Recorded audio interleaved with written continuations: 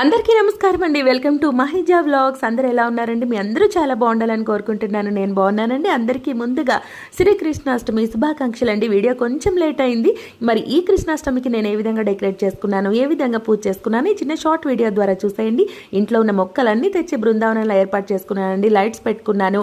నేను కృష్ణుడి కోసం వెన్న, పాలు, అటుకుల పాయసం నైవేద్యంగా పెట్టుకున్నానండి. అష్టసక్కుల విగ్రహాలు ఉన్నాయి, బొమ్మలు, అవి పెట్టుకొని చక్కగా పాదాలు వేసుకొని పూజ అయితే రెడీ అయిపోయానండి. ఈ విధంగా పూజ అయితే ఈ విధంగా చేసుకున్నానండి.